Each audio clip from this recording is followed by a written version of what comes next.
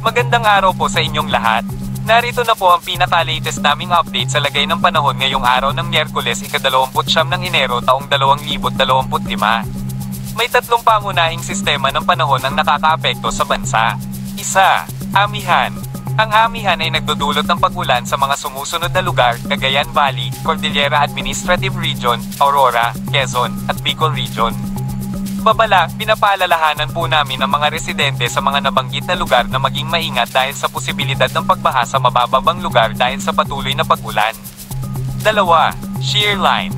Ang shear line ay nakakaapekto sa mga lugar sa Visayas. Babala, mangyaring maging alerto sa mga posibleng pagbabago sa lagay ng panahon. Easterlies. Ang easterlies ay nakakaapekto sa Mindanao. Babala, magdala po ng payong o panangga sa ulan kung kayo ay lalabas ng bahay sa mga lugar na inaasahang uulan. Manatiling updated sa mga balita at sundin ang mga babala at rekomendasyon ng lokal na pamahalaan. Mag-ingat sa paglalakbay, lalo na sa mga lugar na may mataas na posibilidad ng pagbaha at landslide. Tandaan, ang ulat na ito ay batay sa kasalukuyang impormasyon. Maaaring magbago ang lagay ng panahon anumang oras. Muli, manatiling alerto at maging handa. Naway maging ligtas po kayo. Dumako naman tayo sa ating partner para sa mga karagdagang impormasyon sa loob ng ating bansa.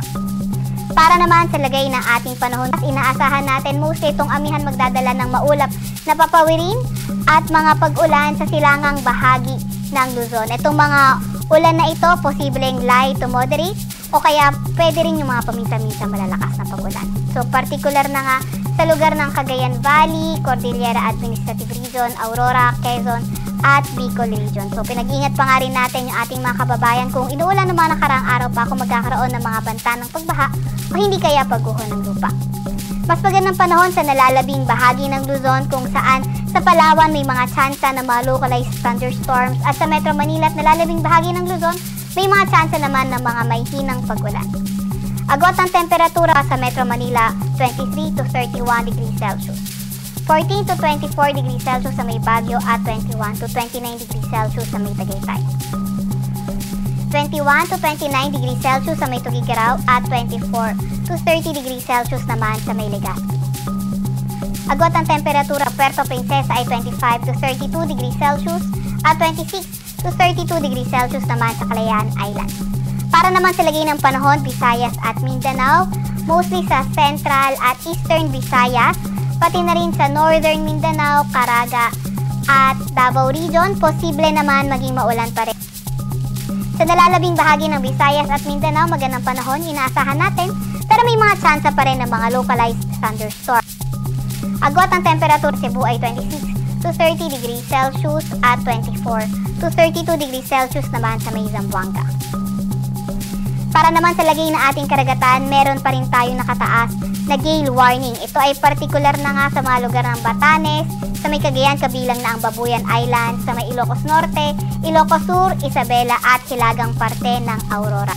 Para naman sa 3-day weather outlook ng ating mga pangunahing syudad, sa Metro Manila until Thursday, patuloy pa rin ang fair weather conditions. Pero pagdating ng Friday at Saturday, posible na nga magsimula yung mga paulan caused by northeast monsoon. Baguio at Legazpi City, patuloy pa nga rin makakaapekto yung amihan, kaya patuloy pa rin na magiging maulang panahon Thursday until Saturday, Baguio at Legazpi, pati na rin sa malaking bahagi ng Luzon, lalo na sa mga nasa may silangan. 22 to 29 degrees Celsius agwat ang temperatura sa Metro Manila, 13 to 23 degrees Celsius sa may Baguio, at 23 to 30 degrees Celsius sa may Legazpi. Para naman sa 3-day weather outlook ng mga pangunahing syudad sa Visayas, nakikita nga natin sa Metro Cebu, sa may Iloilo City, Tacloban City at malaking bahagi ng Visayas, Thursday to Friday, patuloy na magiging maulan ang panahon, pero improving weather pagdating ng Sabado. Pinakamataas sa temperatura sa Metro Cebu ay aabot ng 30 degrees Celsius.